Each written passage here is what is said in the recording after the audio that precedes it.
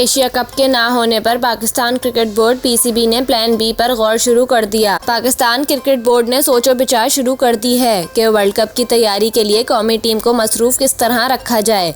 PCB की जानिब से मुख्तलिफ टीमों की मसरूफियत को मद्देनजर रखते हुए प्लान तरतीब दिया जाने लगा। पीसीबी का 3 मुल्की सीरीज होम ग्राउंड पर कराने का इरादा है और बोर्ड ने इसके लिए मुख्तलिफ बोर्ड से राब्ते शुरू कर दिए हैं, जबकि साथ ही बोर्ड की जानिब से कुछ टीमों की मसरूफियत का जायजा लिया जा रहा है। वाज़ेह रहे कि एशिया कप सितंबर में शेड्यूल है। कुछ टीमें भारतीय कंडीशन से हम आहंग होने के लिए पाकिस्तान में खेलने में दिलचस्पी रखती हैं। दूसरी जानिब पाकिस्तान एशिया कप का मेज़बान है और वो ये इवेंट पाकिस्तान में कराने का ख्वाहिशमंद है, जबकि भारतीय टीम की अदम दस्तयाबी पर पीसीबी हाइब्रिड मॉडल भी पेश कर चुका है।